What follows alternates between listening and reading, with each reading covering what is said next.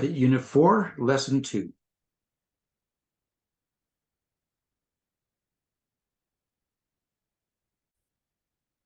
Hey guys, welcome back to Unit 4, Living in Families, Lesson 2, Families in a Pre-Industrial Context. So our learning goals for this lesson will be to recognize the evolution of pre-industrial families as well as their functions. Anthropologists study human civilizations in order to learn about human culture and the evolution of the family.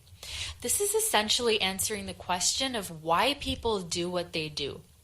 Studying isolated human societies who do not seem to have developed technology or have been influenced by other societies is what anthropologists do. And at the center of human civilizations, of course, is the family. So the human family might have developed because of one unique characteristic of humans, which is the big brain. Large brains enable us to use language, think, and discuss ideas, develop technology, and use emotions. It also allows us to critically think. Human babies have the potential to be the most intelligent out of all animals, but they are born helpless. Babies need extensive care and socialization for at least 5 years before they can become independent. Until recently, babies needed to be fed by their mothers for at least a year. Men wanted to make sure that their families survived, and the earliest humans formed families to make it possible for a mother to look after her child. A man who stayed with a woman for years could defend her and her child to help provide them necessary food, and the earliest families provided mutual support for survival. Economics is how a society organizes and administers the use of resources to meet their needs. Religion, economics, human societies, governments, etc. are all factors.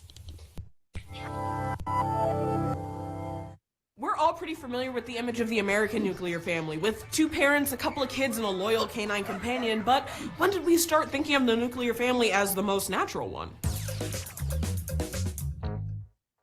So with Thanksgiving coming up, we thought it would be fun to talk about family. It's safe to say that most of us know more than a few families that don't fit into the typical nuclear family mold. Yet despite this diversity, if asked to describe a prototype of the American family, a lot of us will still recall images more reminiscent of Leave It to Beaver than anything we've witnessed in real life. But if all of us can imagine or know families of all shapes, sizes, and styles, then why does the expression nuclear family still get lobbied around to represent some sort of idealized unit? Well, before we dive into the incongruous history of the family structure with the same name as the center of an atom, we should ask ourselves, what is the history of family structures before the idea of the nuclear family became the shorthand for normal? So this answer varies based on time period, region, and culture. Kinship, or the recognition of relationships between people within the same community or biological family, plays a huge role in how we define our family structure. And yes, everyone all over the world has a biological ancestry, but who and what we call our familial relations is not that cut and dry. In the Iroquois system, your father's brothers were also your father, and your mother's sisters were also your mother. In the Kaw-Nation kinship system, your mother's brother's daughter, who we would call your cousin, is also called your mother. And in the matrilineal Mazhou culture in northern China, women freely chose their partners, and who your biological father is not considered very important at all. Frequently, your biological father wouldn't even live with you, and your mother's brothers often fill in the role of the father figure.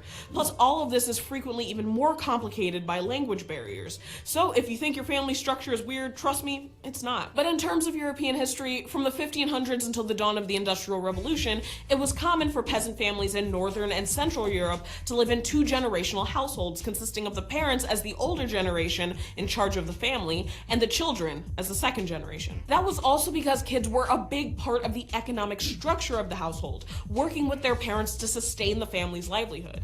At any given point in time, only less than 10% of these peasant families lived intergenerationally, in part because a lot of the grandparents didn't live long enough to make this a reality. And by the end of the Middle Ages, most families in those regions were in the traditional nuclear format, owing in part to the influence of the Christian church-sanctioned monogamy. By contrast, in the same periods in Eastern and Southern Europe, intergenerational living was much more common, with several generations of the family all living within the same household. But not everyone thought the nuclear family was ideal. In the 19th century, researchers who were studying family structures theorized that nuclear families they observed in manufacturing regions of Western Europe and in England might not be the best, since once children left to form their own families, it left elder parents alone. There are also other structures that were practiced, such as conjugal families or families that were connected through marriage, and consanguineal families, families that are connected by their common bloodline. But another big part of how families were defined centered on the question of marriage. Although there are more contemporary notions that marriage are about love, fidelity, building a life together, and making cute centerpieces out of mason jars, that wasn't always the case. Marriage is an ancient custom dating back thousands of years, and evidence shows that marriage customs have varied as widely as family structures. According to Stephanie Kuhns, author of Marriage, A History, a lot of those marriages were more about family connections than love. What marriage had in common was that it really wasn't about the relationship between the man and the woman. It was a way of getting in-laws, of making alliances, and expanding the family labor force. How romantic. And marriage includes a laundry list of options, like arranged marriages where families choose their children's spouse, or polygamy where there are multiple marriages within one defined group.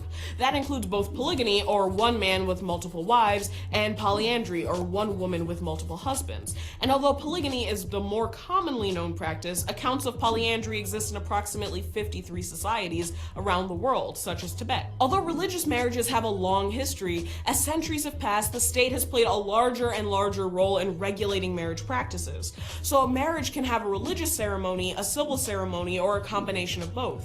And it wasn't until the last 250 years or so that the idea that marriages should be love matches started gaining traction. So we've established that families have lots of different shapes, sizes, and customs. So that brings us to our next question. When did the nuclear family become shorthand for the American household? Well, the use of the specific phrase nuclear family in English can be dated back to the 1920s. But as the evidence shows, the concept or form of the nuclear family wasn't exactly new.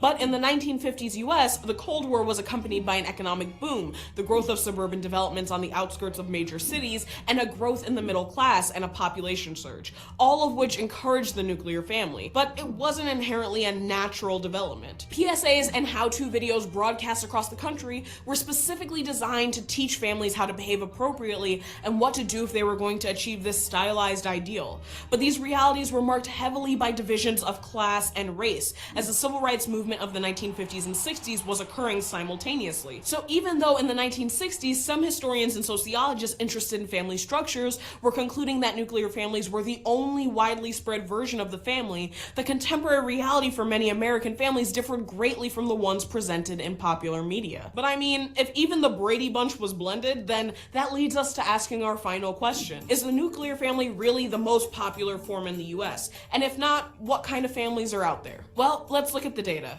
According to the US Census Bureau, in 2012, 66% of households were family households, down from 81% in 1970. And in those same years, married couples with children under 18 dropped from 40% to 20%.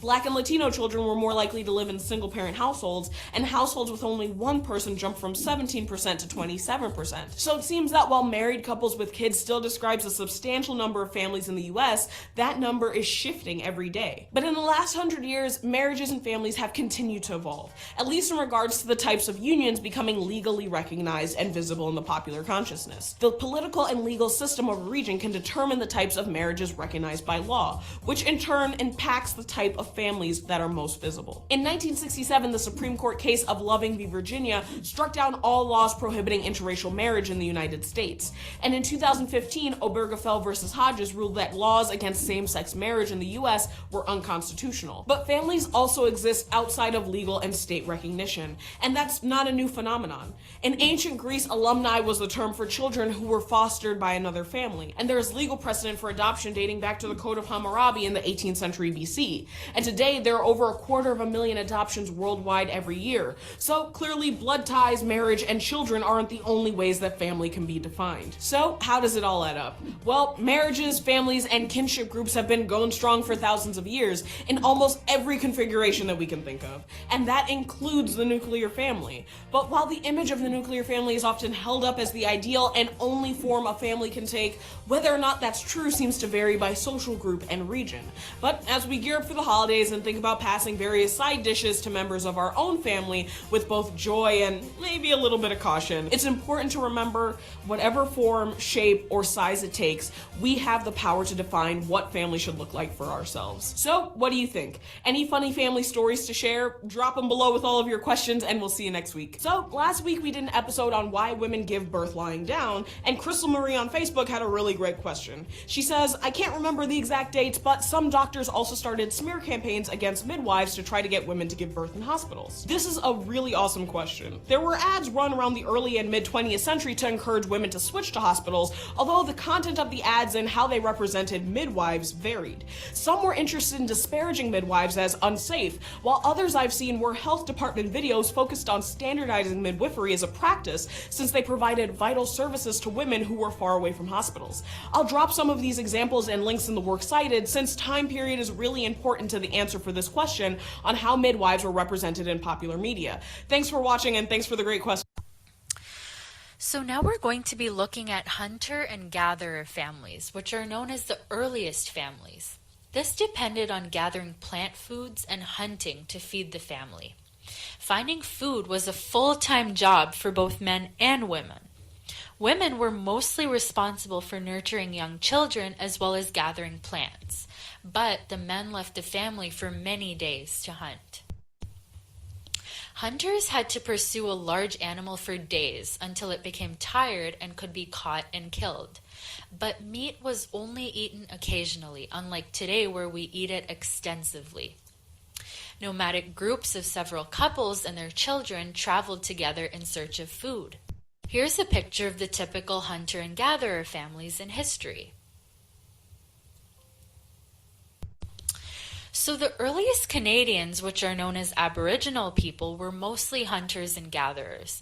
They lived in groups of families and traveled seasonally to find food. And they also followed animals that they hunted. The division of labor in Aboriginal families was based on age and gender. Females cared for children, gathered food, prepared food, and made clothing, whereas males defended hunting territory against neighboring tribes. We're now going to be looking at the Amazon River Indians. The Uriu-Wow-Wow Indians in the rainforests of Rodney in the Amazon Valley were one of the most several tribes who still live as hunters and gatherers. They live in a territory once declared as off-limits to outsiders by the Brazilian government. The members of this tribe wear no clothes but use haircuts, tattoos, and makeup. They live in large woven straw houses, and plants from the rainforest are used for food, medicine, as well as poison arrows. Here's a picture of them. So they also have strict roles of men, women, and children. The women gather and plant food, prepare food, maintain the home, and care for the children, whereas men go off to hunt for days at a time. The village then celebrates the return from the hunt with a ritual dance and a communal feast. Adolescent boys in this tribe contribute by making tools and also participate in hunting, whereas adolescent girls contribute by gathering, preparing food, and caring for children. They also learn how to make clothes, and this is how the strict gender roles are observed. In the early 2000s, their lifestyle became a living museum of the hunter/gatherer existence, but they are now protected by the government to prevent drug companies from learning their medicinal techniques, which is pretty cool. So now we're going to be looking at agricultural families. The development of agriculture changed the pattern of human families. When they were able to grow plants for food and domesticate animals, they could then settle in one location. However, this required lots of manual labor. Families were large, which then led to more people being able to work. And family could acquire more land and become wealthier if they had larger families. So since one man could afford to feed several wives in order to have more children, polygamous families became more common. Women married younger to bear more children, and one could carry for many children. And some women could also work in the fields.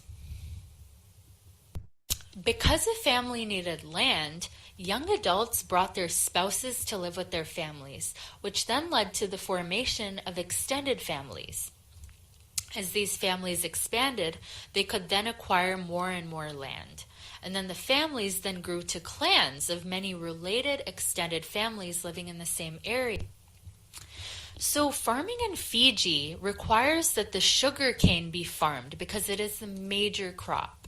Families rent their land from the government, and amongst Indo-Fijians, the extended family ensures that there are enough people to work on the land.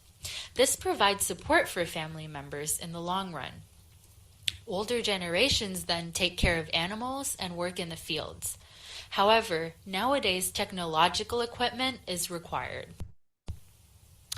Gender and age roles are imposed in a traditional Indian manner. The oldest male is the head of the household. The wife then looks forward to an arranged marriage for her son so that he can bring a girl home.